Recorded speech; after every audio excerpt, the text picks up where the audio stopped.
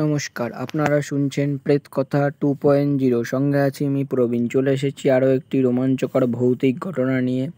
তো চলুন বেশি দেরি না করে ঘটনাটা শুরু করা যাক। আশা করি গল্পটা আপনাদের খুব ভালো লাগবে, তো গল্পটা স্কিপ না করে শেষ অবধি শুনবেন। তো চলুন শুরু করা যাক। তান্ত্রিকের অভিশাপ। গল্পের নাম অমাবস্যার রাত। চারপাশে শুধু অন্ধকার আর ভুতুড়ে নীরবতা। এই নীরবতার মতোই লুকিয়ে আছে এক তান্ত্রিকের অভিশাপ, যে অভিশাপ আজও শান্তিনগর গ্রামের মানুষকে কাঁপিয়ে তোলে। গ্রামের মাঝখানে দাঁড়িয়েছিল এক বিশাল বট গাছ। লোকেরা তাকে বলতো শ্মশান বট। বলা হয় সেই বট গাছের নিচে বহু বছর আগে এসেছিল এক ভয়ঙ্কর তান্ত্রিক। নাম তার কালীচরণ। লাল রক্তে ভেজা কাপড়, গলায় মুন্ডমালা আর হাতে হাড়ের দণ্ড। এই রূপেই তাকে শেষবার দেখেছিল গ্রামের মানুষ। একদিন জমিদার হরিদাস মুখার্জির ছেলে অরিন্দম হঠাৎ নিখোঁজ হয়ে গেল। শেষবার তাকে দেখা গিয়েছিল ওই বট গাছের নিচে। তারপর থেকে তার আর কোনো খোঁজ পাওয়া গেল না। গ্রামে গুজব ছড়িয়ে পড়ল তান্ত্রিক কালীচরণ তাকে মানব বলিতে উৎসর্গ করেছে। এরপর শুরু হলো অদ্ভুত সব ঘটনা। রাতে হঠাৎ গ্রামের সব কুকুর একসাথে হাউমাউ করে ডাকতে লাগলো। মাঠে দেখা যেত আগুনের গোলক। জমিদার বাড়ির ভেতর শোনা যেত অদৃশ্য পায়ের শব্দ, যেন কেউ হাঁটছে, অথচ সেখানে কেউই নেই। জমিদারের স্ত্রী এক রাতে স্বপ্নে দেখলেন অরিন্দম দাঁড়িয়ে আছে বটগাছের নিচে, মুখে রক্ত, আর তার পিছনে তান্ত্রিক কালীচরণ মন্ত্রপাঠ করছে। এই দৃশ্য দেখে সে কেঁপে ওঠে।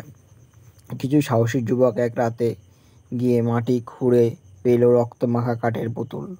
প্রতিটি পুতুলে লেখা জমিদারের পরিবারের নাম। ঠিক তখনই ভেসে এলো এক ভয়ঙ্কর কণ্ঠস্বর, যে আমার যজ্ঞে বাধা দেবে সে রক্ত করে মরবে। আগুনের শিখার মধ্যে দেখা গেল কালীচরণের ছায়া, রক্ত লাল চোখ, আর তার ভয়ঙ্কর হাসি, যে হাসি ভয় পাওয়ায় সবাইকে। এই গ্রামেরই পুরোহিত ছিলেন বয়স্ক রামকৃষ্ণ ভট্টাচার্য। তিনি সাহস করলেন। তিনি মহাযজ্ঞ শুরু করলেন শ্মশান বটের সামনে। শঙ্খ, ঘণ্টা আর মন্ত্রের ধ্বনিতে ভরে দিল পুরো গ্রাম। কিন্তু হঠাৎ আগুন নিভে গেল। অন্ধকারের ভেতর থেকে বেরিয়ে এলো কালীচরণ আর বলতে লাগলো, আমার শক্তি কেউ কেড়ে নিতে পারবে না।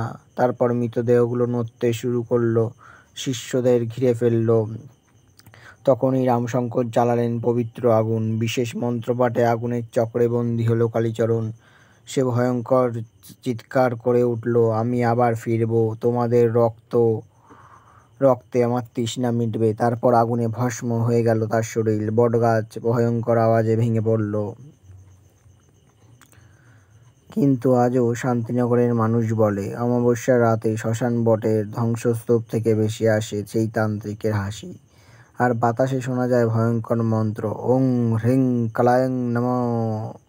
তুমি যদি কোনোদিন শান্তিনগরে যাও অমাবস্যা রাতে, একা কখনো এই জায়গায় যাওয়ার চেষ্টা করো না। হয়তো কালীচরণ তান্ত্রিক এখনো তোমার অপেক্ষায়।